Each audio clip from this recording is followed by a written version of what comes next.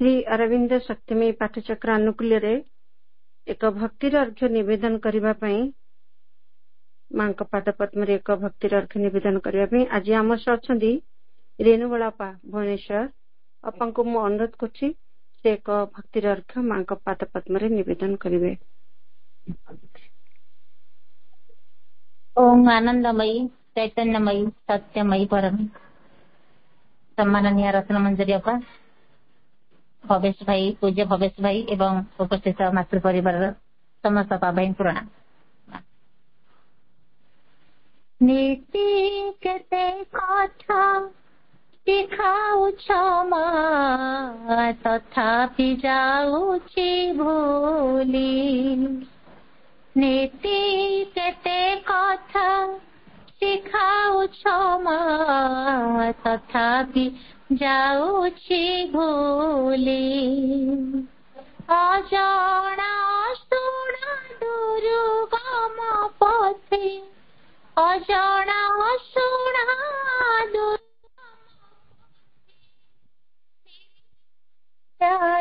चाली माँ पासे तुम्हें अच्छा बोली।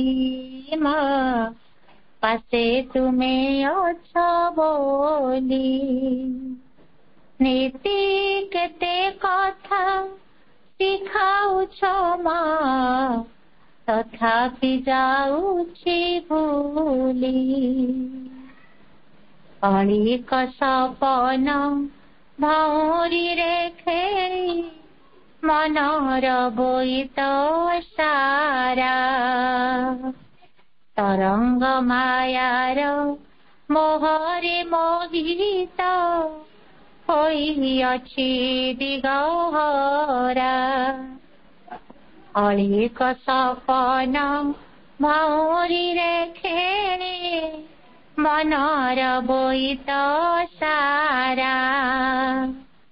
तरंग मायार मोहरे मोहित होइअछि दिगहरा। कृपा पराबारे केते भरोसारे। कृपा पराबारे केते भरोसारे निजकु देइछि मेली। माँ पासे तुम्हें अच्छा बोली। माँ पासे तुम्हें अच्छा बोली। नीति केते कथा शिखाउछ माँ तथापि जाउछि भूली। माँ तथापि जाउछि भूली। प्राणर कंपन चिंता प्रलोभन जेबे आणे अधीरता। करुणार हाते पोछि दियो सहते जेते मिथ्या मलिनता। प्राणर कंपन चिंता प्रलोभन जेबे आणे अधीरता। करुणार हाते दियो सहते जेते मिथ्या मलिनता। जीवनर सबु व्यथा उपकथा। जीवनर सबु व्यथा उपकथा जनाई अंतर खोली। माँ पासे तुम्हें अच्छा बोली। माँ पासे तुम्हें अच्छा बोली। नीति केते कथा शिखाउछ माँ तथापि जाउछि भूली। अजଣା ଶୁଣା दुर्गम पथे अजଣା ଶୁଣା दुर्गम पथे निरीभय जाए चाली। माँ पासे तुमे अछ बोली माँ पासे तुमे अछ बोली माँ पासे तुमे अछ बोली माँ वंदे मातरम। धन्यवाद अपा। करुणामयी मांकर से करुणा बर्षी जाऊ। श्री अरविंद शक्तिमयी पाठचक्र रे प्रति रविवार अपराह्न रे एक ग्रंथ प्रभुंकर द ह्यूमन साइकल आलोचना होई आसुछि। आज रविवार अपराह्न आज आलोचना हब चैप्टर 2 रो सेकंड पैराग्राफ। शक्तिमयी ग्रुप रे 2टी पृष्ठा स्टैंड करछि, आपण मान देखि परिबे ग्रुप रे जहा आज आलोचना हब। जहा पाखरे पुस्तक नहीं देखि परिबे। तार गुटी लाइन मु पढ़िने पढ़िबा परे हमर एही आलोचना पाई मां को कृपारु प्रति रविवार समय देई आसुछंती हमर वरिष्ठ योग्य संतान मांकर प्रिय भवेश भाई प्रणाम भाई आलोचना विस्तृत रहिबो। सबो रविवार में आलोचना सुनुचे एवं गभीरता को भाई नहीं जानते हमको। मु गोटे लाइन पढ़िनी तब भाई आलोचना रखिबे। It is in Europe that the age of individualization has taken birth and exercised its fulls away. The history has entered into it only by contact and influence, not from an original impulse. And it is through its passion for the discovery of the actual truth of things and for the governing of human life by whatever law of truth it has found that the best words, it is countries of strength, vigor, light, progress, irresistibly expansion. यूरोपीय भूखंड रे ही व्यक्तिवादर ही जुगटी जन्म होईची एवं एहार आपनार परिपूर्ण राजत्व प्रतिष्ठा करि पाछि। कोनसी प्रकार मूल आवेग द्वारा प्रेरित होई नुहे, मात्र यूरोपर संपर्क रे आसी ओ तार द्वारा प्रभावित होईची होई प्राच्य जगत व्यक्तिवाद भीतर प्रवेश करिछि।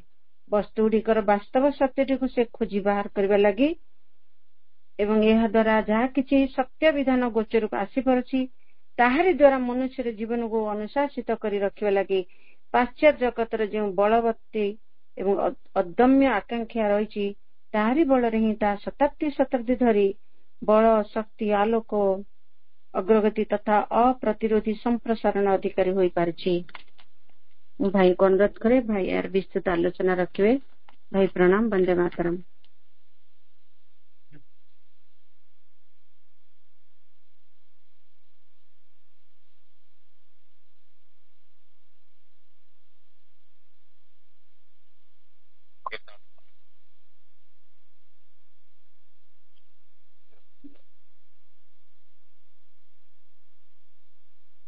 अपराह्न अनुष्ठित होउथिबा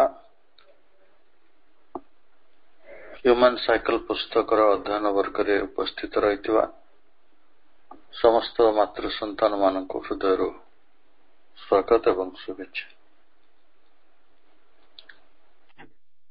आज कार्यक्रम रे नेतृत्व नहीं एवं कार्यक्रम को सफल भाव में रूपायित कर समस्त मातृ संतान मानक मध्य हृदय स्वागत एवं शुभेच्छा।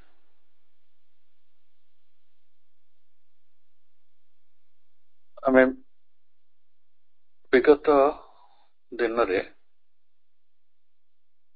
এই मानव जुग चक्र पुस्तक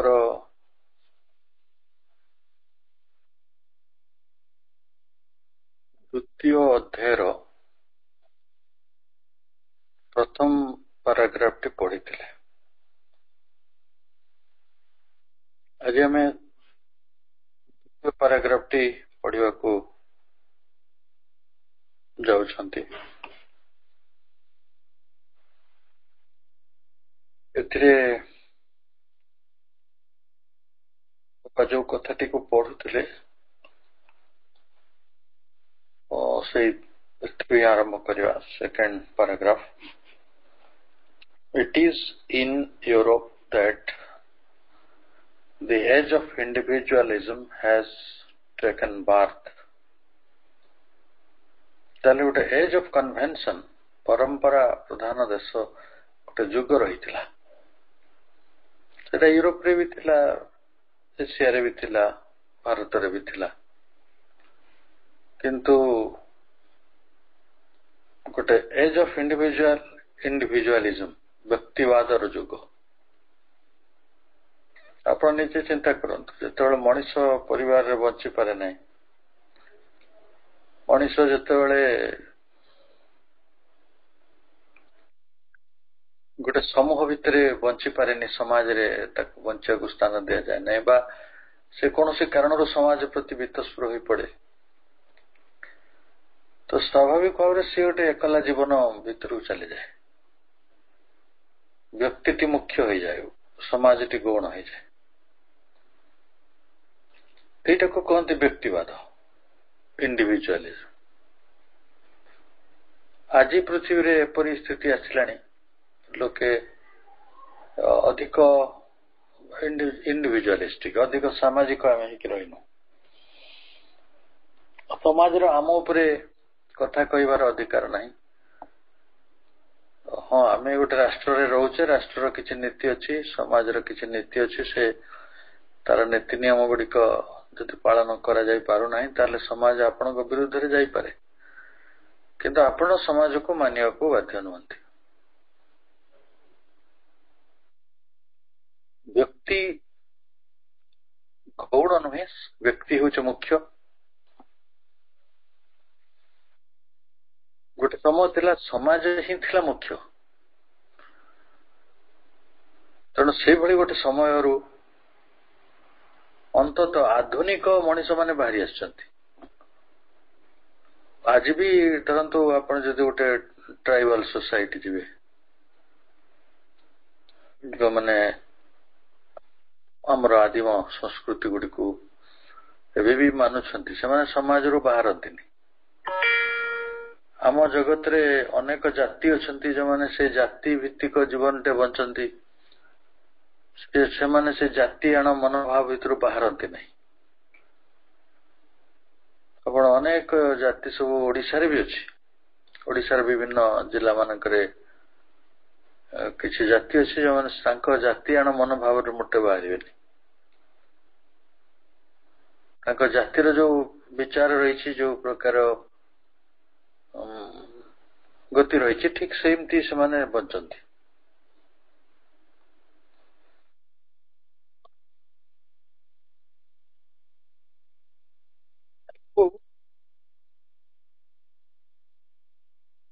ଆମେ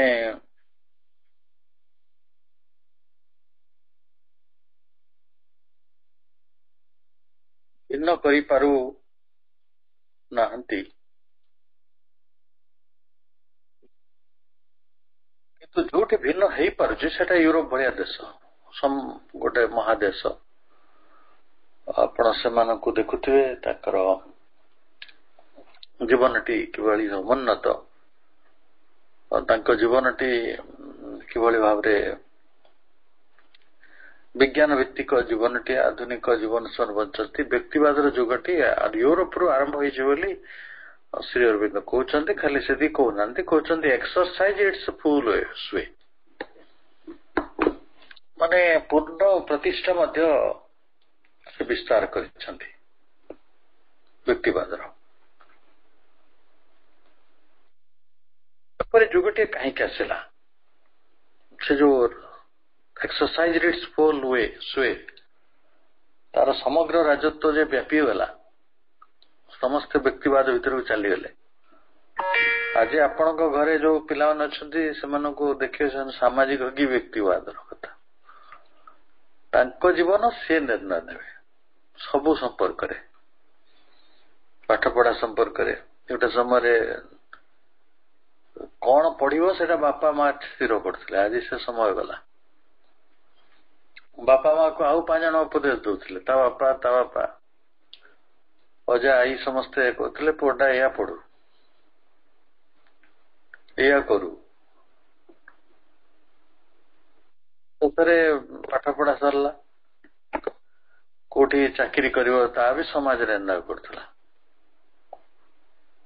ଦୂର ଜାଗାରେ ଚାକିରି କଲେ, ଚାକିରି ପାଇଲେ ଲୋକେ ଚାକିରି ଯାଆନ୍ତିନି। ବାପା ମା, ଜେଜେବାପା ଜେଜେମା, ଅଜା ଆଈ ସମସ୍ତେ ମିଶିକି, କାକା କାକି ଯୋଉଠି ନିଷ୍ପତ୍ତି ନେବେ ପିଲାଟା ସେଇଠି ଚାକିରି କରେ। ଶେଷରେ ଆସେ ନିଜ ଜୀବନର କଥା, ବାହା ହେବାର କଥା, ପରିବାର ଗଢିବାର କଥା। ସେମାନେ ଯୋଉଟାକୁ ଠିକଣା କରିଦେବେ ସେଇଠି ବାହା ହୁଏ। ଯଦି ସେଇ କଥାରୁ ବାହାର ହେଇଗଲା ତାହେଲେ ପୁଅଟିକୁ ସେମାନେ କେହି ଭଲ କହନ୍ତିନି କି ଝିଅଟିକୁ କଦାପି ତ ନୁହେଁ। ବାପା କହିବ ମୋ ନାକ କଟିଗଲା, ମା କହିବ ମୋ କଥାରୁ ବାହାର ହେଇଗଲା। ସମସ୍ତେ କହନ୍ତି ତାଙ୍କ ବଂଶ ପରମ୍ପରାର ସବୁ କଥା ନଷ୍ଟ ହେଇଗଲା। ଏବେ ଆମେ ପୁଅ ଝିଅ ମାନଙ୍କୁ ଶିଖଉଛେ ତମେ you decide of your own thing. ତମେ କୋଉଠି ପାଠ ପଢିବ ଆମେ ପଇସା ଦବୁ, ତମେ କୋଉଠି କୋଉ ସହରରେ ଚାକିରି କରିବ ଆମେ ସେଟା ସମର୍ଥନ କରିବୁ। ଇଂଲଣ୍ଡରେ ରହିବ କି ଆମେରିକା ରହିବ କି ଲକ୍ଷ୍ନୌରେ ରହିବ କି ପୁନେରେ ରହିବ କି କୋରାପୁଟରେ ରହିବ, ୟୁ ଡିସାଇଡ। ତମେ କୋଉ ଜାତିରେ ବାହା ହବ, କାହାକୁ ବାହା ହବ, କେମିତି ଘର ପରିବାର କରିବ, ତମ କେତେଟା ପୁଅ ହବ କେତେଟା ଝିଅ ହବ, ତମେ ତମ ପରିବାରରେ କାହାକୁ ରଖିବ, ୟୁ ଡିସାଇଡ। ତେଣୁ ସେଠି ଅନ୍ୟ ମାନଙ୍କର ଇଣ୍ଟରଭେନସନ ଯୋଉ ରହୁଛି ଜୀବନ ଉପରେ ସେଇଟା କମି କମି ଆସୁଛି। ଅଛି ଅର୍ଦ୍ଧ ଶିକ୍ଷିତ ଅଶିକ୍ଷିତ ପରିବାର ଗୁଡିକରେ, ଏବଂ ବିଶେଷ କରି ଟ୍ରାଇବାଲ, ମୁଁ ଯୋଉ କଥା ଗୁଡିକ କହୁଥିଲି, କେତେ ଅନେକ ଜାତି ଅଛନ୍ତି ସେମାନେ ତାଙ୍କ କଥାରୁ ବାହାରନ୍ତିନି। ଅଲଗା ଜାତିରେ ଯଦି ତାଙ୍କ ଭିତରୁ କେହି ଜଣେ ବାହା ହେଇଯିବ ଆଉ ସେ କି ପ୍ରକାର ସଙ୍କଟର ସମ୍ମୁଖୀନ ହୁଏ ସେ କଥା ଗୁଡିକ ମୁଁ ଆଖିରେ ଦେଖିଛି। ମୁଁ ବୋଧେ ଏଇ ପାଠଚକ୍ରରେ ମୋର ଜଣେ ବନ୍ଧୁଙ୍କର ଗୋଟେ ଟ୍ରାଜିକ କଥା କହୁଥିଲି। ଅକାଳରେ ତାଙ୍କ ଦେହାନ୍ତ ହେଇଗଲା। ତାଙ୍କର 2ଟି ପୁଅ। ବଡ ପୁଅଟି ହାର୍ଟ ଆଟାକ ରେ ଚାଲି ଯାଇଛି ଆଗରୁ, ସାନ ପୁଅଟି ବଞ୍ଚି ରହିଛି, କିନ୍ତୁ ସାନ ପୁଅଟିକୁ ବି ଶ୍ରାଦ୍ଧ କ୍ରିୟା କରିବାକୁ ଜାତି ଅନୁମତି ଦେଲା ନାହିଁ। ସେ ଶ୍ରାଦ୍ଧ କ୍ରିୟା କରିବାକୁ ଗାଁକୁ ଆସି ପାରିଲା ନାହିଁ। ଅପରାଧ କଣ ନା ସେ ଆଉ ଗୋଟେ ଅଲଗା ଜାତିରେ ବାହା ହେଇଛି। ଏବେ ସୁଦ୍ଧା ତା ଗାଁରେ 3 ମହଲା ଘର ଅଛି, ଆଉ ତାର ମାଟି ଏକୁଟିଆ ରହୁଛି ସେଠି, ତା ପୁଅ ସେଠିକି ଆସିପାରୁନାହିଁ। ଗାଁ ଲୋକେ କହିଛନ୍ତି ତୋ ମାର ଯତ୍ନ ପଛେ ଆମେ ନବୁ, କିନ୍ତୁ ତୁ ଏଠିକି ଆସିପାରିବନି। ମୁଁ ଜାଣିନି ଏକୁ 21ଶ ଶତାବ୍ଦୀରେ ଭାରତରେ ଏଭଳି ସବୁ ଗାଁ ରହିଛି, ଏଭଳି ବିଚାର ବି ରହିଛି।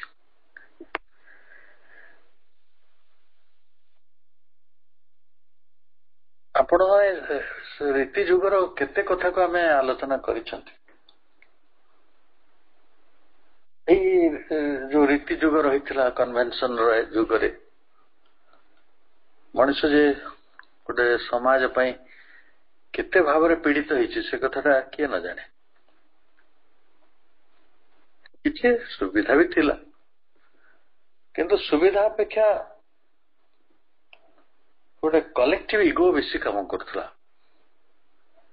କେହି ଯଦି କିଛି ବାଟରେ ସମାଜ କଥାରୁ ବାହାରି ଯାଉଥିଲା, ତାକୁ ନିଆଁ ପାଣି ବାସନ ଠାରୁ ଆରମ୍ଭ କରି ସମାଜ ଏଭଳି ଟର୍ଚର କରୁଥିଲା, ଶେଷରେ ସେ ଗୋଟେ ଅନ୍ଧାରୁଆ, ପହିଲି ପ୍ରଧାନ ଅନ୍ଧାରୁଆ ହେଇକି ସେ ଯୋଉ ଦାନ୍ତରେ ତୀରଣ ଦେଇକି ପଘା ବେକରେ ପକେଇକି ପାଗଳ ହେଇଯିବା କାହାଣୀ ଗୁଡିକ ଆପଣ ପଢିଛନ୍ତି।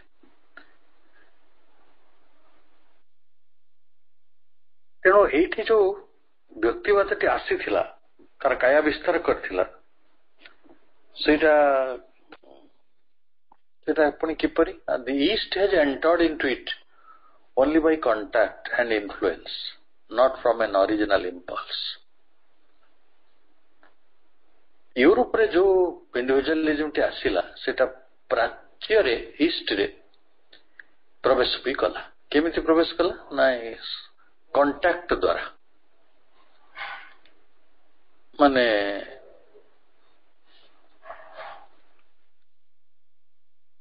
कंटाक्ट करिया माने गोटे कौन माने संस्पर्श द्वारा लोके इंग्लैंड अमेरिका गले पाठ पढ़े को दिन जाऊँ माने गांधी जुग ता पूर्व जो जुग थिला से लोके इंग्लैंड जाइथिले आपण श्री अरविंद से तो जाइथिले पाठ पढ़िया को श्री अरविंद होचंती 1872 रे तांकर जन्म से ताले 19वीं शताब्दी तांको बापा जेतल पाठ पढ़थिले आउरी गोटे जनरेशन पूर्व से भी इंग्लैंड रे पाठ पढ़थिले तेणु से मोबाइल उदाहरण दृष्टि श्रीरविंद्र बापा कथा कहूँ यूरोप सहित परिचय कहीं कौ दिन लोकंकर अच्छी से देशर लोक मैंने से जहाज रे आसतु हुए तो उड़ा जहाज नथिला जहाज रे आसतु पालटଣା बोईत आसतु कहीं कौ दिन यूरोपीय माने भारत को आसुछंती भारतीय लोक माने यूरोप भी जाउछंती एटा कहवा कांटेक्ट सानिध्य बल आउ कौन ना इन्फ्लुएंस प्रभाव से देश व्यक्तिवाद किसी प्रभाव आसिक पड़ा आउ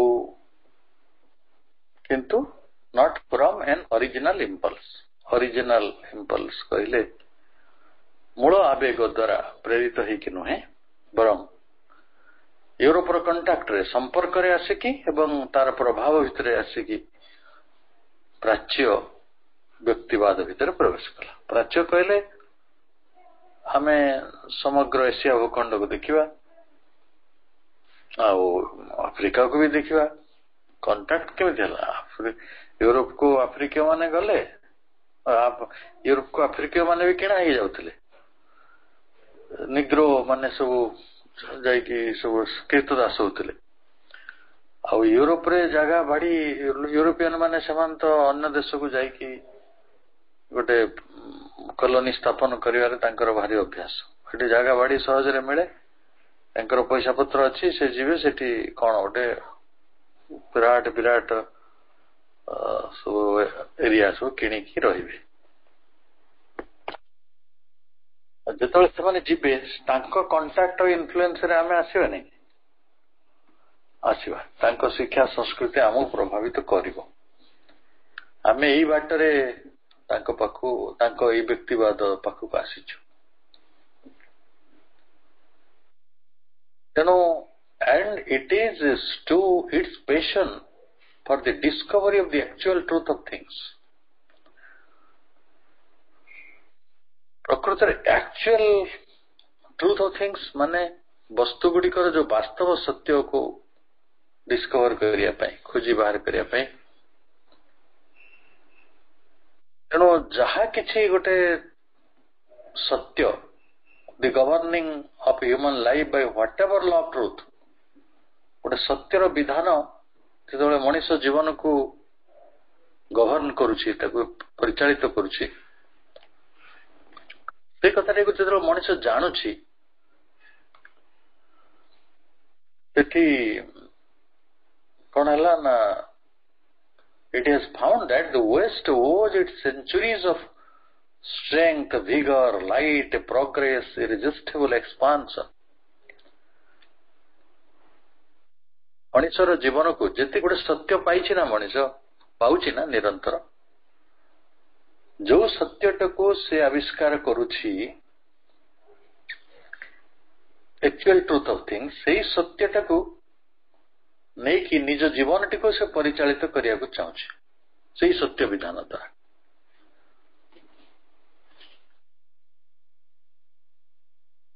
बुझिएला मन करंतु सामूहिक विश्वास भीतर को मनीष जीवा को बाध्य नुहे मनीष गोटे इंडिविजुअल आपण मते कहबे एई ठाकुर को पूजा करिया तो बाध्य एई कथाटी मानिया को बाध्य जो गोटे समय थिला से समयटा कहीं थिला ना जो गोटे एमती करदे जदि सूर्य घुरुंट पृथ्वी बुलुची एटा धर्म जगत कहला ना पृथ्वी स्थिर अच्छे सत लगुनि कि से आपण टेबुल चेयर बस कि तले बस कि खोपारे बस कहीपर किंतु पृथ्वीटा स्थिर भाई लगुनि कि सूर्य गति कर मन धर्म समाज से कहे आपण को बाध्य करा मान किंतु विज्ञान सत्य खोजिला जे नहीं पृथ्वी घुरु नहीं महावेगरे घुरुची महावेगरे पृथ्वी स्थिर नुहे सूर्य गति करूना स्थिर अच्छा आमको आमे निजे गति करछु जंती रेल गाड़ी रे बसिक आमे गति कला बेले गछ गुड़ाक गति करचंती बोल लागंती रिलेटिव मोशन सही कांसेप्ट रे तो सत्यटा खोजी मिलला कि नहीं जदि मिलला तो आमे धर्म के मानिबा कि मानिबानी तेणु जो सत्यटी को मनीष खोजी बाहर कला सही सत्य अनुसार से जीवन टी को परिचालित करने चाहिए गवर्निंग द ह्यूमन लाइफ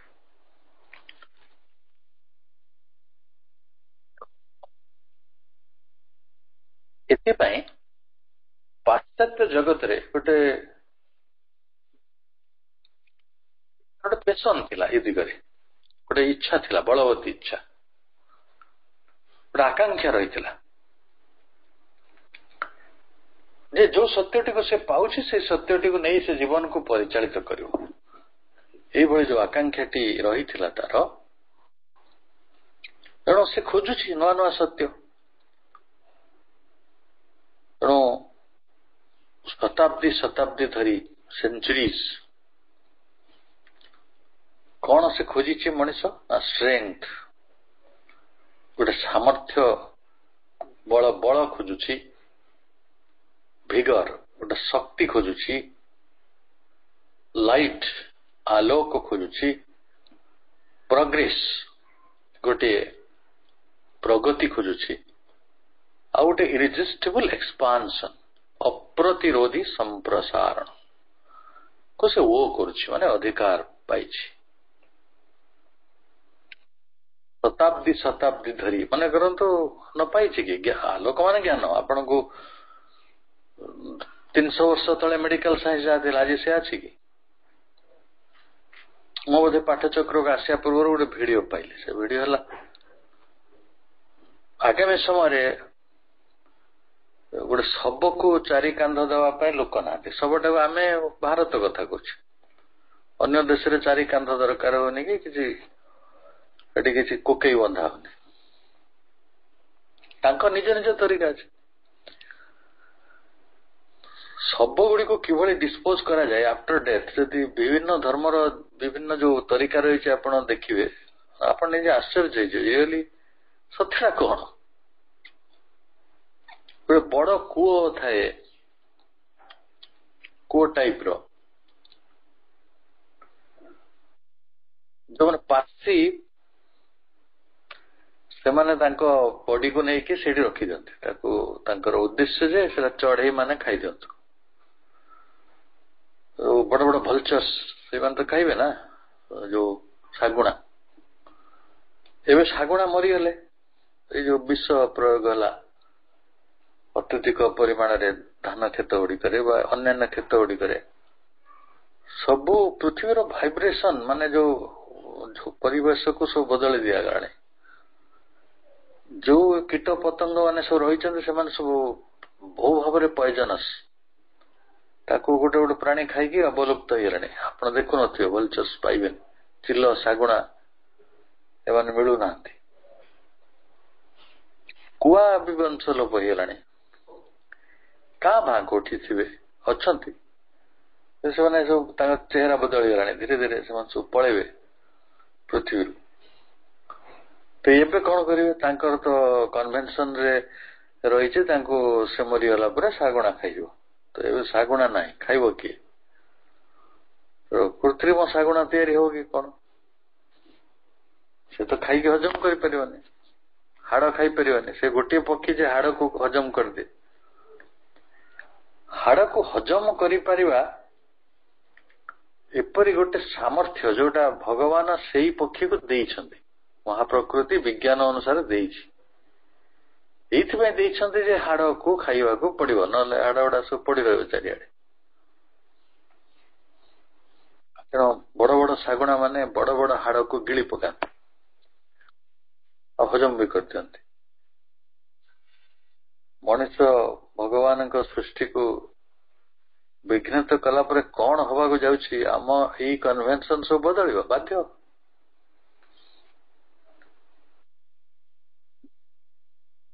ଆମେ କିଏ ପୋତି ଦଉଥିଲେ କବର ଦବା, ଏଟା ମୁସଲିମର ତରିକା। ହିନ୍ଦୁର ତରିକା ତାକୁ ଜଳେଇବା। ଶେଷରେ ଭାରତରେ ଯେତେବେଳେ ଇନଫ୍ଲୁଏନ୍ସ ଆସିଲା ମୁସଲିମ କମ୍ୟୁନିଟିର, ଆମେ ଦଫନ ବି କଲେ, ମାନେ ତାକୁ ପୋତିଲେ। ବଡିକୁ ଜଳେଇବା ପୋତିବା ଦି ପ୍ରକାର। ପୁଣି ଜଳେଇବେ କୋଉଠି? ଜୁଇରେ କି ଇଲେକ୍ଟ୍ରିକ ଚୁଲାରେ? ଟେକ୍ନୋଲୋଜି ଆସିଲା, ଇଲେକ୍ଟ୍ରିକ ଚୁଲା ଆସିଲା। ହେଲେ ଇଲେକ୍ଟ୍ରିକ ଚୁଲା ପର୍ଯ୍ୟନ୍ତ ନବାକୁ ପଡିବ। ଇଲେକ୍ଟ୍ରିକ ଚୁଲା ଶ୍ମଶାନରେ ଥିବ। ସେଇ ଇଲେକ୍ଟ୍ରିକ ଚୁଲାକୁ ଚଲେଇଲା ଭଳି ଲୋକ ଅଛନ୍ତି ଟେକ୍ନିସିଆନ, ଆପଣ ତାକୁ ସେଇଠିକି ନେବେ। କିନ୍ତୁ ଚାରି ଲୋକ ନ ମିଳିଲେ ବଡିଟାକୁ କେମିତି ନେବେ? ଏବେ ଆପଣଙ୍କର କାହାର ଯଦି ଗୋଟେ ଡେଥ୍ ହେଲା, ହେଲେ ଯେମିତି ଆମ୍ବୁଲାନ୍ସକୁ ଆପଣ ଡାକି ଦଉଛନ୍ତି, ସେମିତି ଗାଡି ଚୁଲା ଗୁଡା ସବୁ ଥିବ ରେଡି। ସେ ତାକୁ ବୋହିକି ଗୋଟେ ଗାଡି ନେଇଯିବ, ଆପଣଙ୍କ ଘର ଆଗରେ ସେ କ୍ରିମେସନ କରିଦବ। ତାପରେ ସେ ଆପଣଙ୍କୁ ପାଉଁଶ ଦେଇଦେଇକି ପଳେଇ ଆସିବ। ଆଉ ଉପାୟ ନାହିଁ। ଆପଣ ଟେକ୍ନୋଲୋଜିରେ ଯିବେ, କୋଉଠୁ ଲୋକ ଖୋଜିବେ? କୋଉ ଲୋକଟା ଫ୍ରି ଅଛି ଯେ ସେ ଆପଣଙ୍କ ପାଇଁ 2 ଘଣ୍ଟା 5 ଘଣ୍ଟା ସମୟ ଦବ? ମିଳି ଯାଉଛନ୍ତି ଭାରତ ଭଳି ଦେଶରେ, ୟୁରୋପରେ ମିଳିବେନି। ଧୀରେ ଧୀରେ ଭାରତରେ ସେଇ ଅବସ୍ଥା ହବାକୁ ଯାଉଛି। ଲୋକ ଆସିବେ ବି ନାହିଁ। କାହିଁକି ଆପଣ ଗଙ୍ଗା କୋଳି ହବାକୁ ମୁଁ ଯିବି? ସେଟା ଗୋଟେ ଲୋକର ସେଇଥିରେ ଇନଭଲ୍ଭ ହବା ଗୋଟେ ଗୌରବ ଥିଲା। ହଁ, ଆମେ କାହାର ମରଣରେ ଛିଡା ହଉଛି, ଶ୍ମଶାନକୁ ଯାଉଛନ୍ତି। ଏଭଳି କଲଚର ଗୋଟେ ଆମ ଭିତରେ ଥିଲା। କିନ୍ତୁ ତ ଦ୍ୱିତୀୟବାଦ ଆସିବ, ସେ ଆହୁରି ବିପଦ ସବୁ ନେଇକି ଆସିବ। ମଣିଷର ବଞ୍ଚିବାର ଏଇ ଏକ୍ସପେରିମେଣ୍ଟ ଗୁଡିକ ମଣିଷକୁ ବଡ ଅଦ୍ଭୁତ ଅବସ୍ଥାରେ ପହଞ୍ଚିଛି। କିନ୍ତୁ ମଣିଷ ଯେତେ ଯେତେ ଚ୍ୟାଲେଞ୍ଜର ସମ୍ମୁଖୀନ ହଉଛି, ସେ ନୂଆ ନୂଆ ତରିକା ବାହାର କରୁଛି। ଏଇଟା ହଉଛି ତାର ଷ୍ଟ୍ରେଂଥ, ଭିଗର, ଲାଇଟ, ପ୍ରୋଗ୍ରେସ, ଇରେଜିଷ୍ଟେବଲ ଏକ୍ସପାନ୍ସନ। ଗୋଟେ ସମୟ ଥିଲା ଲୋକେ ଶୁଣିକି ମନେ ରଖୁଥିଲେ। ଗୋଟେ ସମୟ ଆସିଲା ପତ୍ରରେ ଲେଖା ହେଲା, ତାଳ ପତ୍ରରେ। ଚାଇନାର ଲୋକମାନେ ପାପିରସ ଗୋଟେ କଣ ୟୁଜ କରୁଥିଲେ। ତ ସମୟ ଆସିଲା ଆମେ କାଗଜରେ ପ୍ରିଣ୍ଟିଂ କଲେ। ଏବେ ସମୟ ଆସିଲା ଇଲେକ୍ଟ୍ରୋନିକ ଗେଜେଟରେ ଆମେ ପାଠ ପଢୁଛନ୍ତି। ଆଉ କାଗଜ ବହି କିଏ କିଣୁଛି? ଆପଣ କୋଉ ବହି ଦୋକାନ ଯାଉଛନ୍ତି? ବହି ଦୋକାନ ଆପଣଙ୍କ ଲାବୋରେଟୋରୀ ନା ଆପଣଙ୍କ ମୋବାଇଲ ଭିତରେ ଅଛି। ଲାଇବ୍ରେରୀ ଆପଣଙ୍କ ବହି ଆପଣଙ୍କ ମୋବାଇଲ ଭିତରେ ଅଛି। ତେଣୁ ଟେକ୍ନୋଲୋଜି ବଦଳୁଛି, ସମୟ ଏଇଟା ପାୱାର। ଆପଣଙ୍କୁ ଗୋଟେ ସମୟରେ ଲେବର କେତେବେଳେ ଲାଇବ୍ରେରୀ ଖୋଜିବ, କେତେବେଳେ ଲାଇବ୍ରେରୀ ଆସିବେ, ଆପଣ କହିବେ 2 ଖଣ୍ଡ ବହି ମୁଁ ନେଇଥିଲି, ସେ ଆଉ ତୃତୀୟ ବହି ଦିଆହବନି, ସେଟା ତୋର ଫାଇନ ପଡିବ, ଦିନକୁ କେତେ ଟଙ୍କା, ତୁ ଫେରେଇ ନାଉ। 1000 ପାଠ ଥିଲା ନା, ସେ ପାଠ ସବୁ ଅଛି। ଆପଣ ଷ୍ଟ୍ରେଂଥ, ଭିଗର, ଲାଇଟ, ପ୍ରୋଗ୍ରେସ, ଇରେଜିଷ୍ଟେବଲ ଏକ୍ସପାନ୍ସନ ଭିତରକୁ ଯାଉଛନ୍ତି। ହେଲେ ପ୍ରାଚ୍ୟ ମଧ୍ୟକୁ ୟୁରୋପର ପ୍ରଭାବ ଫଳରେ ଇଣ୍ଡିଭିଜୁଆଲିଟି ଆସିଲା। ଆସିକି ହେଲେ ୟାଙ୍କର ଗୋଟେ ଜୀବନ ଥିଲା, କାହାର? ପ୍ରାଚ୍ୟର ଲୋକମାନଙ୍କର। ତାଙ୍କର କନଭେନସନ ଥିଲା equally. It is due not to any original falsehood in the ideals on which its life was founded. ଭାରତରେ ବା ବିଶେଷ କରି ପ୍ରାଚ୍ୟରେ ଯୋଉ କନଭେନସନ ରହିଥିଲା, ଗୋଟେ ରୀତି ପ୍ରଧାନ ବା ପରମ୍ପରା ପ୍ରଧାନ ଯୁଗଟିଏ, ତ ସେଇଟା ନିହାତି ଗୋଟେ ଫଲସୁଡ ଇନ୍ ଦ ଆଇଡିଆଲ ଏମିତି ନୁହେଁ। ଆମେ ସେପରି ଭାବି ପକେଇବା ଭୁଲ ହେଇଯିବ। ସବୁ ଗୁଡା ଭୁଲ ଥିଲା। ହଁ 3ଟା ଭୁଲ ଥିଲା, 5ଟା ଠିକ ବି ଥିଲା। ତେଣୁ ଏଇଟା ଅରିଜିନାଲ ଫଲସୁଡ ଉପରେ ଆଇଡିଆଟା ନଥିଲା। It is due not to any original falsehood in the ideals on which its life was founded. ସେଇ ବ୍ୟବସ୍ଥାରେ ବା ସେଇ ଏଜ୍ ଅଫ୍ କନଭେନସନରେ ତାର ଆଦର୍ଶରେ ଅନେକ ମିଥ୍ୟା ରହିଥିଲା। କଥାଟି ସେପରି ନୁହେଁ, ମିଥ୍ୟା ନଥିଲା, ଅରିଜିନାଲି ମିଥ୍ୟା ନଥିଲା। କିନ୍ତୁ ଏମାନେ ଜୀବନ ବଦଳେଇଲେ। ଆପଣଙ୍କର ଅସୁବିଧା ନାହିଁ, କିନ୍ତୁ ଆପଣ ଜୀବନ ବଦଳାଉଛନ୍ତି। ଆପଣଙ୍କ ଘରେ ଲୁହା କବାଟ ଲାଗିଛି କି କାଠ କବାଟ ଲାଗିଛି ମୁଁ ଜାଣିନି, କିଏ କଣ ଲଗାଉଛନ୍ତି। କାଠ କବାଟ ଲାଗୁଥିଲା, କାଠ କବାଟଟା ଖରାପ ନୁହେଁ, କିନ୍ତୁ କାଠ ମିଳୁନାହିଁ, କିଛି ଆହୁରି ଅସୁବିଧା ଅଛି, ଉଇକ୍ ହେଇଯାଉଛି, ଲଙ୍ଗଜିଭିଟି ନାହିଁ। ଲୋକେ ଲୁହା କବାଟ ଲଗାଉଛନ୍ତି। ଲୁହା କବାଟ ପରେ ଷ୍ଟିଲ କବାଟ ଆସିବ, ଆହୁରି ସୁନ୍ଦର ହେଇକି ଆସୁଛି, ଆହୁରି ଗୁଡ ଲୁକିଂ। ତେଣୁ ଲୋକେ ତା ଭିତରେ ଯାଉଛନ୍ତି। ଗୋଟେ ସମୟ ଆସିବ କାଚ କବାଟ ବି ଲୋକେ ଲଗେଇଲେ। କିଏ କିପରି ପରିସ୍ଥିତି ବଦଳେଇଛି, କିନ୍ତୁ ତାର ଅର୍ଥ ଯେତେବେଳେ ପୁରୁଣାଟାକୁ ବଦଳଉଛି ତାର ଅର୍ଥ ନୁହେଁ ପୁରୁଣାଟି ସମ୍ପୂର୍ଣ୍ଣ ଭାବରେ ମିଥ୍ୟା ଥିଲା ବା ଭୁଲ ଥିଲା। ସେ ଦୃଷ୍ଟିରୁ ନୁହେଁ, ନୂତନତ୍ୱ ଆସିଛି। ପୁରାତନତ୍ୱର ଭୁଲ ଠିକଟାକୁ ନ ଖୋଜି ମଧ୍ୟ ମଣିଷ ନୂତନତ୍ୱକୁ ଗ୍ରହଣ କରି ନଉଛି ଟେକ୍ନୋଲୋଜିରେ। ସବୁଆଡେ ନୁହେଁ, ସବୁଆଡେ ନୁହେଁ, ସବୁଆଡେ ହେଇଗଲେ ତ ଆପଣ ରାତାରାତି ଭଗବାନ ହେଇଯିବେ। ମୁଁ କହୁଛି ରାତାରାତି ଭଗବାନ ହେଇଯିବେ। ଗୋଟେ ନିଶାଗ୍ରସ୍ତକୁ କହିବେ ତ ଗୋଟେ ନୂଆ ପ୍ରକାରର ନିଶା ହେଇଲାଣି, ତୁ ଏଇ ପୁରୁଣା ନିଶା ଗୁଡା ଛାଡିଦେ, ସେ କେବେ ଛାଡିବେନି, କାରଣ ସେ ଅଭ୍ୟସ୍ତ ହେଇଯାଇଛି ପରା। ଯେ ହନୁମାନ ପୂଜା କରୁଥିବେ ତାକୁ ଯାଇ କହିବେ ଆଜ୍ଞା ଆଉ ଗୋଟେ ଭଲ ଠାକୁର ଆଇଲେଣି, ତାଙ୍କୁ ପୂଜା କଲେ ଆହୁରି ପାୱାର ଆସିବ, ତମେ ଏଇ ଠାକୁରକୁ ଛାଡିଦିଅ। ସେ ଛାଡିଦବ, ସେ ଆପଣଙ୍କୁ ଗୋଡେଇ ମାରିବ, କହିବ ଈଶ୍ୱର ବିରୋଧୀ, ଚଣ୍ଡାଳ, ମୂର୍ଖ, ବଦମାସ, ମତେ ପାଠ ଶିଖଉଛୁ। ଦେଖ କଥାଟି ଯାହା ବି ହେଇଥାଉ, original falsehood in the ideals on which the life was founded, ଜୀବନ ତାରି ଉପରେ ପର୍ଯ୍ୟବେସିତ ଥିଲା। ସେ କଥାଟି କୁହାଯାଉ ନାହିଁ। ତାହେଲେ ବଦଳିଲା କାହିଁକି? ବଦଳିଲା ଏଇଥିପାଇଁ, ବଟ୍ କିନ୍ତୁ to the loss of the living sense of the truth it once had. Living sense of truth, ତା ମଧ୍ୟରେ ଜୀବନ ବଞ୍ଚିବାର ଯୋଉ ସତ୍ୟ ଉପଲବ୍ଧିଟି ରହିଥିଲା ପ୍ରଥମରୁ, ସେଇଟା ଲସ୍ ହେଇଗଲା।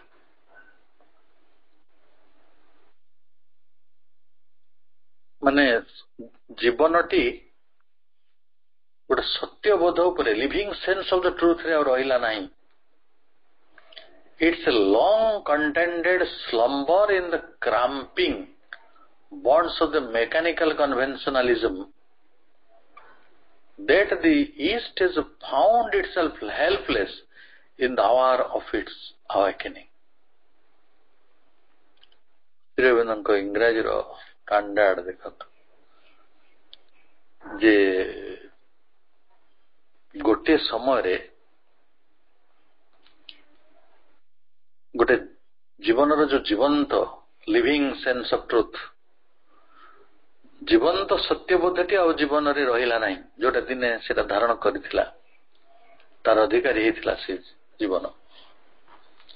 ଯେତେବେଳେ ସେ ଯୋଉ ଜୀବନ୍ତ ବୋଧଟିକୁ ହରେଇ ବସିଲା, ତା ଭିତରେ କଣ କଣ ସବୁ ଅସୁବିଧା ହେଲା ନା, it's a long contended slumber in the cramping bonds of the mechanical conventionalism. Mechanical conventionalism କଣ? ଯନ୍ତ୍ରବତ୍ ରହି ଆସିଥିବା ପରମ୍ପରା ପ୍ରଧାନତା, କନଭେନସନାଲିଜମ। ସେ ମେକାନିକାଲି ତା ଭିତରେ ରହିଥିଲା, ସେ ଜାଣିଥିଲା ମତେ ମାନିବାକୁ ପଡିବ, ଆଉ ଯନ୍ତ୍ର ଭଳି ସେ ମାନୁଥିଲା। ସେ ପ୍ରଶ୍ନ ପଚାରୁ ନଥିଲା। ଭାରତରେ 50 ବର୍ଷ ତଳେ 100 ବର୍ଷ ତଳେ ଗୋଟେ ଝିଅକୁ କୁହା ହଉଥିଲା ତୁ ପାଠ ପଢିବୁନି। ମୋ ମା ମାନେ କି ପାଠ ପଢିନା। ଆପଣଙ୍କ ଜେଜେ ଆଈମା ମାନେ ପଢିଥିବେ କି ନା ମୁଁ ଜାଣିନି, ଜେଜେମା ମାନେ ସେମାନେ ମାନି ନଉଥିଲେ। କାହିଁକି କହିଲେ ତାଙ୍କ ସେ ଜାଣିଥିଲେ ମୁଁ ଆମର ତ କେହି ଝିଅ ପଢୁନାହାନ୍ତି, ଆଉ ପାଠ ପଢିଲେ ତ ସବୁ ବଂଶର ଖରାପ ହେଇଯିବ, ମାନେ 14 ପୁରୁଷ ତାଙ୍କର ସବୁ ଗଡବଡି ହେଇଯିବ, ନର୍କରେ ପଡିଯିବେ। ଝିଅ ପାଠ ପଢିଲେ ପୂର୍ବପୁରୁଷ ମାନେ ନର୍କରେ ପଡିଯିବେ। ଏବେ ତାଲିବାନ ମାନେ ସେଇ କଥା ବିଶ୍ୱାସ କରୁଛନ୍ତି। ଆଉ ଏଇଟାକୁ କଣ କହିବା? ଗୋଟେ ସ୍ଲମ୍ବର କହିବା, ମହାନିଦ୍ରା। ଏ ମହାନିଦ୍ରାରେ ସେ କଣ୍ଟେଣ୍ଟେଡ ହେଇକି ଶୋଇଛି। କେତେ ଦିନ ହେଲା ଶୋଇଛି ନା ଲଙ୍ଗ, ବହୁ ଦୀର୍ଘ ଦିନ ଧରି ଆନନ୍ଦରେ ମହାନିଦ୍ରାରେ ଶୋଇଥିବା ଗୋଟେ ଯନ୍ତ୍ରବତ୍ ମେକାନିକାଲ କନଭେନ୍ସନାଲିଜିମର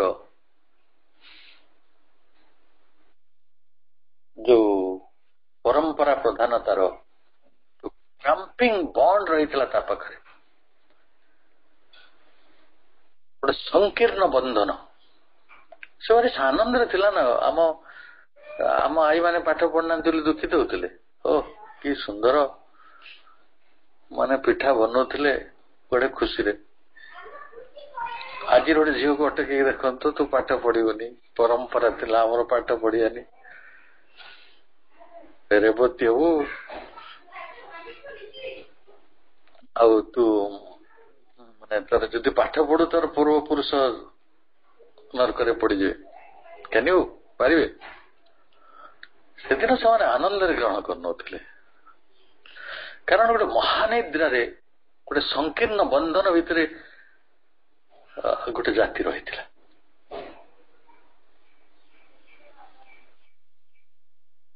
କିନ୍ତୁ ପିଲା ତ ଥିଲା,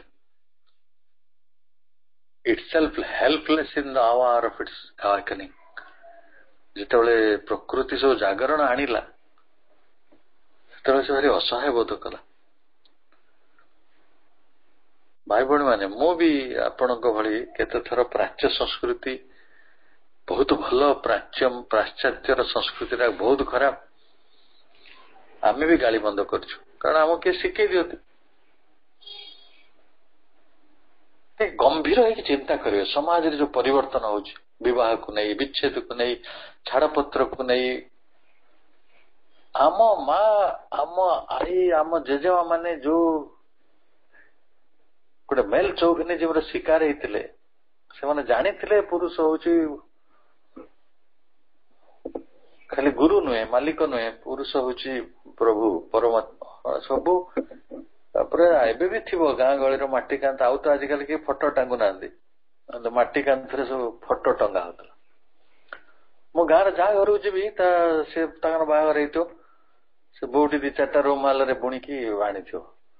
ଗୋଟିଏ ବାଣୀ ତ ନିହାତି ଥିବ, ସେଟା ହେଲା ପତି ପରମ ଗୁରୁ। ଏଇ ମୋ ଆଖିରେ ମୁଁ 100-500 ଥର ମୁଁ ଦେଖିଛି, ଯାହା ଘରକୁ ଯିବ ଲେଖା ହେଇଥିବ ସୁଇଟ୍ ହୋମ୍, ଆଉ ଗୋଟେ ଲେଖା ହେଇଥିବ ପତି ପରମ ଗୁରୁ।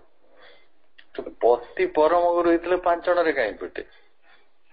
5 ଜଣ ସଦରା ବୁଝୁଛନ୍ତି ତ, ଲମ୍ବା ମୋଟା ବାଉଁଶ ବାଡି। ଆଜିର ଗୋଟେ ଛୁଆକୁ ପାରେ ପକେଇ ଦେଖନ୍ତୁ, ସବୁଦିନ ସେଇ ଘଟଣା ଗୁଡା ଘଟୁଛି। କୋଉ ଝିଅକୁ ଯଦି ବାହାରେ ପିଟି ଦେବେ, ସେ କହେ ସେ ପଶୁ ପାଖରେ ମୁଁ ରହିବି ନାହିଁ। ଆଉ ସେଟା ଠିକ, ମୁଁ ତାର ଗୋଟେ ପ୍ରବଳ ସମର୍ଥକ। ଅଛି ପିଟୁଛି, ସେ ଗୋଟେ କଣ, ଗୋଟେ ତମ ମଣିଷଟା, ପଶୁଟା, ତା ପାଖରେ କାହିଁ ରହିବ? ହେଲେ ଯେତେବେଳେ ଆୱାକେନିଂ ହବ ସମାଜଟା, ସେତେବେଳେ କଣ ହବ? ସମସ୍ତେ କିଲବିଲ ହେଇଯିବେ ନା, ହେଲ୍ପଲେସ୍ ହେଇଯିବେ। ସେ କ୍ୟା ହୋ ରହା ହେ, ଆମେ ତ ଏମିତି ଥିଲୁ, ମାଡ ଖାଇକି ରହୁଥିଲୁ, ଆଜିକାଲି ଝିଅଙ୍କର କଣ ହେଲା?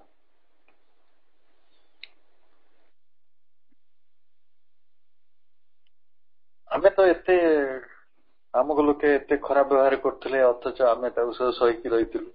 ସମାଜରେ ବଡ ସହିଷ୍ଣୁତା ଥିଲା, ଏବେ କୁଆଡେ ଗଲା? ଏଇ ଅସହିଷ୍ଣୁତାଟା ଆସିଛି ଏଇଥିପାଇଁ ଇଣ୍ଡିଭିଜୁଆଲିଜିମ ଯୋଗୁ। କନଭେନସନାଲିଜିମ ଯାଉଛି, ଇଣ୍ଡିଭିଜୁଆଲିଜିମ ଆସୁଛି। ଗୋଟେ ସଂକୀର୍ଣ୍ଣ ବନ୍ଧନ ଭିତରେ ଆତ୍ମସନ୍ତୋଷର ସହିତ ଆମେ ଯେ ଗୋଟେ ଯନ୍ତ୍ରବତ ପରମ୍ପରା ସର୍ବସ୍ୱ ଯୁଗରେ ଦୀର୍ଘକାଳ ନିଦ୍ରାମଗ୍ନ ହେଇକି ରହିଥିଲେ, ତା ଭିତରୁ ଆମେ ଟିକେ ଟିକେ ମୁକ୍ତି ପାଉଛନ୍ତି। ତେଣୁ ଏଠି ଯାହା ବି ଆମ ଭିତରେ ଛଟପଟାହଟ ରହିଛି, ଯାହା ବି ଆମ ଭିତରେ କଷ୍ଟ ରହିଛି, କଷ୍ଟ ଅଛି ନା ନାଇଁ? ଆମେ ବହୁତ କଷ୍ଟ ପାଉଛନ୍ତି, କାରଣ ଆମେ ଆମର ସେଇ ନିଦ୍ରା ଗୁଡିକରେ ବଡ ଶାନ୍ତି ଥିଲା, କିଛି ନହେଲେ ଆତ୍ମସନ୍ତୋଷ ତ ଥିଲା। ସବୁ କଥାରୁ ବଞ୍ଚିତ ହେଇକି ମଧ୍ୟ, ଗୋରୁ ଗାଈ ଭଳିଆ ମାଡ ଖାଇକି ମଧ୍ୟ ଲୋକେ କହୁଥିଲେ ଆମେ ଭାରି ଶାନ୍ତିରେ ଅଛୁ। ଏବେ ଆମେ ଅସହାୟ ମନେ କରୁଛୁ। ଶ୍ରୀ ଅରବିନ୍ଦ ବିଦେଶରେ ପାଠ ପଢିଥିଲେ, ସମଗ୍ର ପୃଥିବୀକୁ, ତାର କଳା ସଂସ୍କୃତିକୁ ଅଧ୍ୟୟନ କରିଥିଲେ। ସେ କହୁଛନ୍ତି ଏ ଜିଆଣ୍ଟ ଆମ୍ପ୍ଟି ଅଫ ଷ୍ଟ୍ରେଙ୍ଥ, ଗୋଟେ ରାକ୍ଷସ, ଏମ୍ପ୍ଟି ଅଫ ଷ୍ଟ୍ରେଙ୍ଥ, ଯାହାର କିଛି ବଳ ନାହିଁ, ବଳହୀନ ଗୋଟେ ଦୈତ୍ୟ ରାକ୍ଷସ ଏଠି ଶୋଇଛି। ବଳହୀନ ରାକ୍ଷସ କିଏ? ସେ କନଭେନସନାଲିଜିମ। Inert masses of men who had forgotten how to deal freely with facts and forces. ଏଠି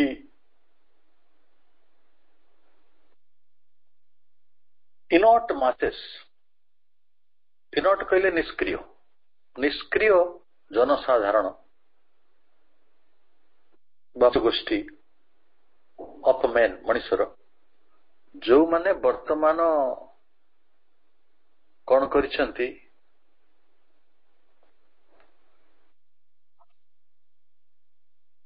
ଜୀବନଟିକୁ ବର୍ତ୍ତମାନ ଭୁଲି ଯାଇଛନ୍ତି। କିପରି ଭୁଲି ଯାଇଛନ୍ତି ନା, forgotten how to deal freely with facts, ସତ୍ୟର କିପରି ସେମାନେ ସମ୍ମୁଖୀନ ହେବେ, ସେମାନେ ସେ କଥାଟି ଭୁଲି ଯାଇଛନ୍ତି। ଏଣ୍ଡ ଫୋର୍ସେସ୍, ସେ ଶକ୍ତି ଗୁଡିକର, ଶକ୍ତି ଏବଂ ସତ୍ୟ, ଶକ୍ତି ଓ ସତ୍ୟର କିଭଳି ସମ୍ମୁଖୀନ ହେବେ ସେମାନେ ଭୁଲି ଯାଇଛନ୍ତି। ଆଉ କେବଳ ସେମାନେ ଶିଖିଛନ୍ତି ଗୋଟିଏ କଥା, ଦେ ହ୍ୟାଡ୍ ଲର୍ଣ୍ଣଡ୍ ଓନ୍ଲି, ଏଇ କଥାଟି କେବଳ ଶିଖିଛନ୍ତି, how to live in a world of stereotyped thought and customary action. ଷ୍ଟେରିଓଟାଇପ୍ଟି ମାନେ ଗୋଟିଏ ପ୍ରକାରର ଷ୍ଟେରିଓଟାଇପ୍, ମାନେ ଯୋଉ ଥୋଡି କଣ କହନ୍ତି, ଥୋଡା ବଡି ଖଡା ନା କଣ କହନ୍ତି, ଗୋଟିଏ ପ୍ରକାରର ଜୀବନ, ସେଇଟାକୁ କହନ୍ତି ଷ୍ଟେରିଓଟାଇପ୍। ମନୋଟୋନସ୍, ଯେମିତି ଆପଣଙ୍କୁ ଶିଖେଇ ଦିଆଯାଇଛି ଯେ ସେମିତି ଚାଲିବା। କଷ୍ଟମାରୀ ଆକ୍ସନ, ପରମ୍ପରାଗତ କର୍ମ। ତୋର ଏତିକି ବୟସ ହେଲା, ଭାଇ ପଢ, ହଁ ଭାଇ ପଢିଲା। ସେତିକି ବୟସ ହେଲା, ତାର ନାତି ହେଇଯିବ, ହଁ ହେଇଯିବ। ସେତିକି ବୟସ ହେଲା ତୁ ଏୟା କରିବୁ, ସେତିକି ବୟସ ହେଲା ଏୟା କରିବୁ, ତ ଯୋଉ ପ୍ରୋଗ୍ରାମ ହେଇକି ରହିଛି ଏଟା ଷ୍ଟେରିଓଟାଇପ୍ ଲାଇଫ୍। ତେଣୁ ସେମାନେ ସେତିକି ଶିଖିଛନ୍ତି। ଯେହେତୁ ସେତିକି ଶିଖିଛନ୍ତି, ସେମାନେ ଭୁଲି ଯାଇଛନ୍ତି କିଭଳି ସତ୍ୟର, ଶକ୍ତିର ସମ୍ମୁଖୀନ ହେବାକୁ ପଡିବ, ମୁକ୍ତ ଭାବରେ ଜୀବନ ଯାପନ କରିବାକୁ ପଡିବ, ମୁକ୍ତ ଭାବରେ deal freely with the facts and forces, because they had learned only how to live in a world of stereotyped thought and customary action. କାହିଁକି ସେମାନେ ମୁକ୍ତ ଭାବରେ ଜୀବନ ବଞ୍ଚି ପାରୁନାହାନ୍ତି? ଆପଣ ଦେଖିବେ, ଭାରତ ଉପରେ ସର୍ବାଧିକ ଗୁରୁତ୍ୱ ଶ୍ରୀ ଅରବିନ୍ଦ ଶ୍ରୀମା ସ୍ଥାପନ କରିବାର ମୂଳ କାରଣ ଏଇଆ ଯେ ଆମ ଅବଚେତନା ଭିତରେ କୋଉଟା ଠିକ କୋଉଟା ଭୁଲ ସେ ବିଷୟରେ ଆମ ପାଖରେ ଅନେକ ଜ୍ଞାନ ନାହିଁ, ଅନେକ ସଚେତନତା ନାହିଁ, ଆଉ ସେ ବିଷୟରେ ଷ୍ଟଡି କରିବାକୁ କେହି ଚାହୁଁନାହାନ୍ତି। ପ୍ରକୃତରେ ଜୀବନରେ ଗଭୀରତାକୁ ନେଇ ଜୀବନ ବଞ୍ଚିବାକୁ ପଡେ। ମନେକର ମୁଁ ଗୋଟେ ଛୋଟ ଉଦାହରଣ ମୋ ମନକୁ ଆସେ, ଯୋଉ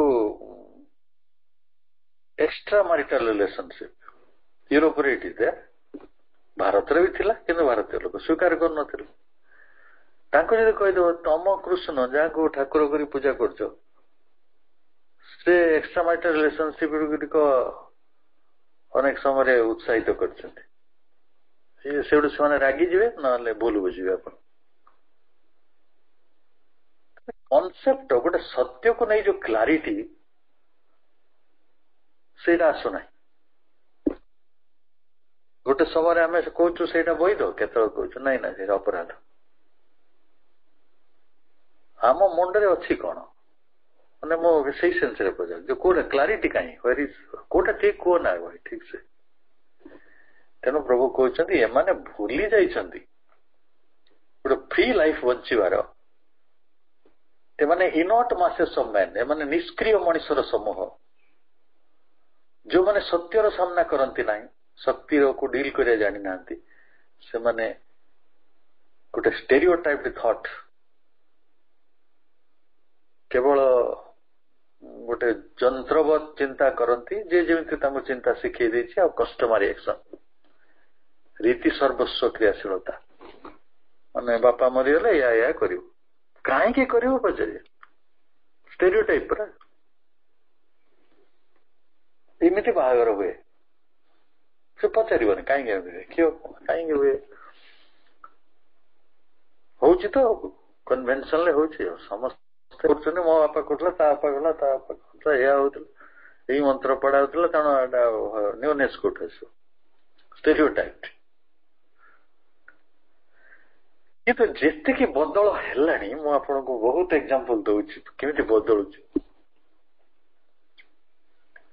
अलगा जातिर लोक माने पुरोहित होउछंती कोठी होउछंती कोठी कोठी अछंती मुझे ठिकाना देवी जो नारी माने को श्मशान मना थिला पूजा कर्म मना थिला मंदिर मना थिला एबे भी मंदिर अच्छे ना they are women are denied Jain मंदिर गुड़िकर एबे भी से मन लिखि देई ग्रुप रो एज रो फीमेल माने आसी परिवेनी कहते भारतीय मान विषय कौन कह शरीर क्रिया को लेकिन से कन्फ्यूज नारी माने मंदिर जावा उचित ना उचित नुहे कौ समय जावा उचित कौ समय जावा उचित नुहे कन्फ्यूजन देखिले मुंडटा को माटी तले पोती देवा मन हुए सो कन्फ्यूज्ड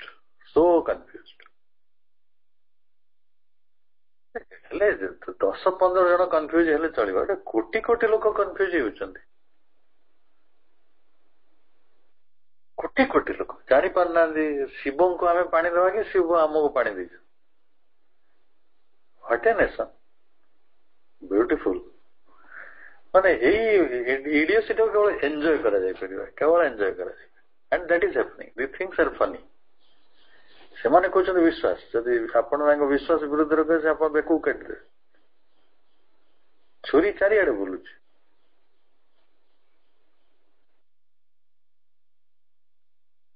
मूल कथा सत्य को सामना कला भाई पाखे सामर्थ्य नहीं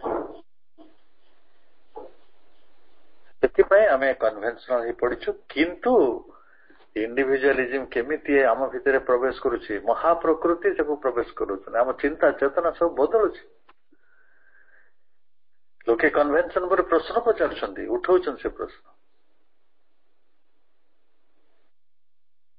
जहाँ भी हो ये गोटे बड़ा सुंदर स्टडी आम आगू जीवा समस्त सहयोग अनेक अनेक शुभेच्छा धन्यवाद।